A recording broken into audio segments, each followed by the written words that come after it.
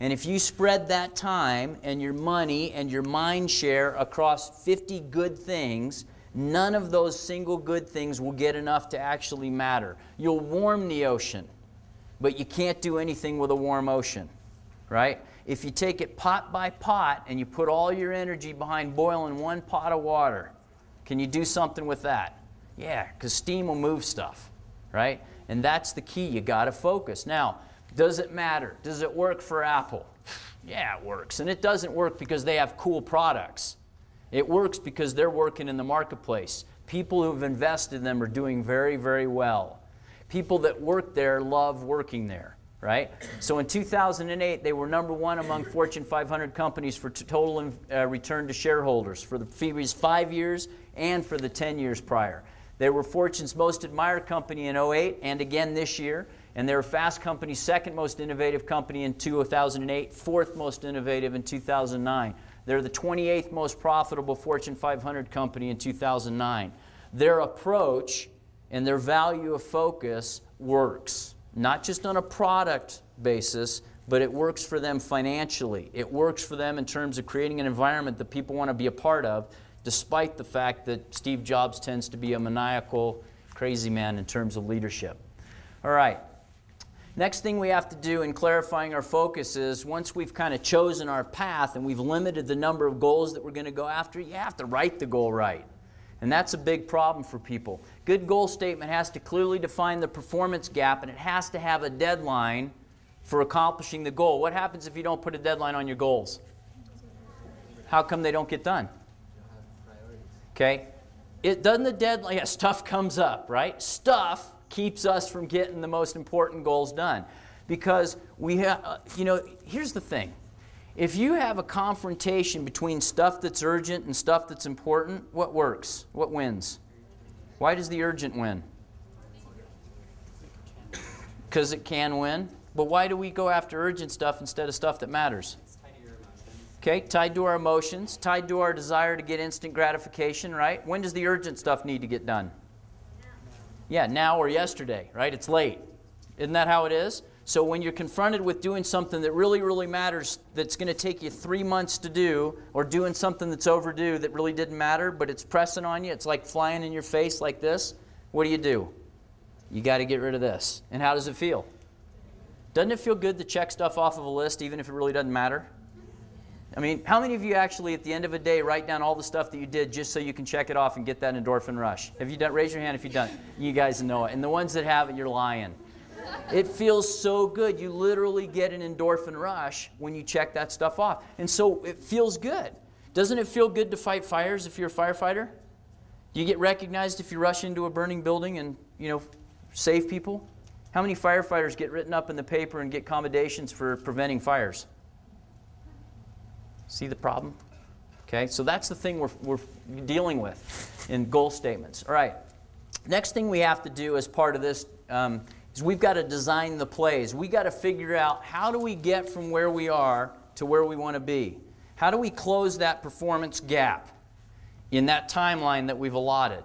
And what we have to do is we have to ask us some questions. First thing we have to say is, right, who is it that's really, really good at this, and what do they do that I'm not doing? And then we need to ask, what have we not tried doing that could make all the difference if we did it? And once we've kind of brainstormed all those things, next thing we got to do is we got to figure out, what would we bet would have the greatest impact? What would the thing be that maybe is going to make the biggest difference? And we want to apply the 80-20 rule. 80-20 rule is based on what's called the Pareto principle. Pareto principle tells us that we get about 80% of the value from about 20% of our efforts. It tells us that about 80% of the land in the world is owned by 20% of the people, right? It tells us that if you're a high school principal, which I used to be, you have 80% of your problems come from 20% of your parents. You think it's the kids. It's not. It's the parents. Kids are awesome. Next thing you got to do is you got to write those behaviors down as lead measures, okay? Predictive measures. Now let's take you through an example of this. Is that a good goal statement? What's wrong with that? I don't have a deadline. What else? It's not specific, right? Because what does get in shape mean? Because pear is a shape, right? Isn't it? Pairs of shape? It is. Round's a really nice shape. Is that the shape people want to get into typically? Right? And we might not even be talking about physical shape. We might be talking about financial shape, right? That's another shape. So that's not really good. How do you define get in shape if we decided we're going to go down the path of talking about getting in physical shape? How do you define it?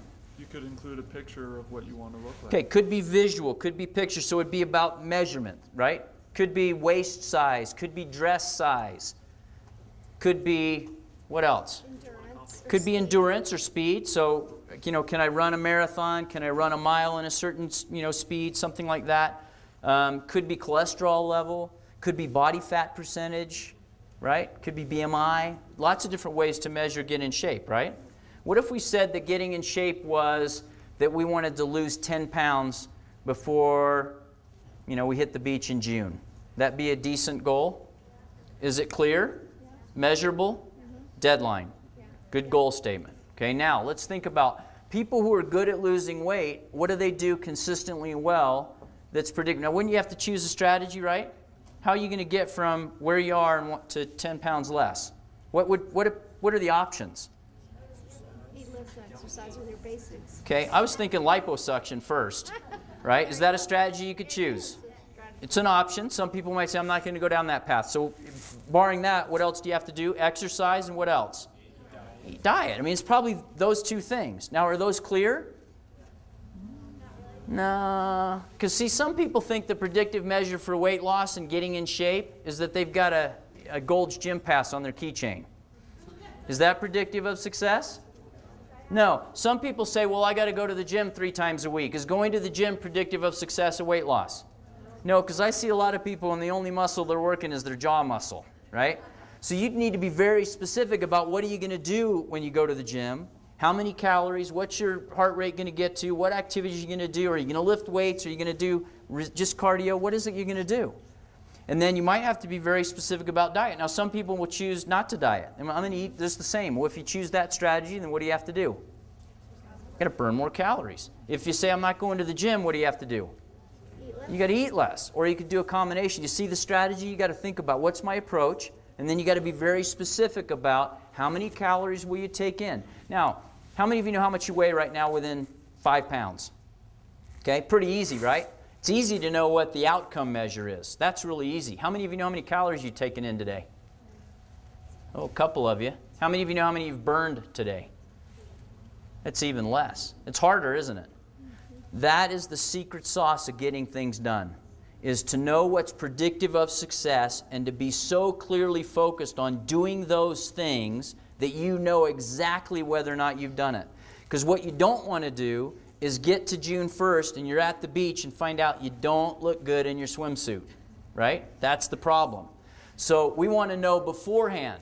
And if I know that I haven't been to the gym and done the workout that I said I had to do, and if I've eaten twice the allotted calories for 4 days in a row, is that predictive of something? Yeah, that's predictive of bad things at the beach. So you got to know that, all right? So now let's get down to where the rubber meets the road. All the other stuff is the planning and preparation stuff. The stuff I think we're probably pretty good at. Hopefully you got a couple of other things to think about. Next piece is it boils down to some hard work.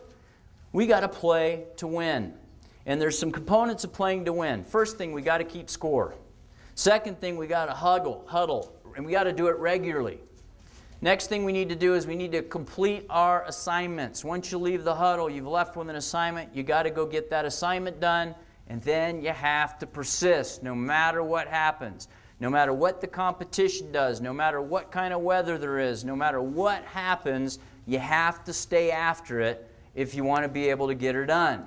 Because it's not always going to be nice, smooth sailing to get from where you are to where you want to be. So I love this quote from Mark Twain. The dictionary is the only place where success comes before work. If we want to be successful, we're going to have to work at it. And if you look at the people who are successful, they tend to have a pretty good work ethic. Peter Drucker said, sooner or later, all plans degenerate into work. It all boils down to work. I mean, this is where we're headed. We got to know that all the planning, all the preparation, all the visioning, the great mission statement, the goal setting, it's just a bunch of ideas, a bunch of brainstorming, a bunch of writing, but our lives haven't changed yet. This is the part where life gets difficult. This is the part where we need some help.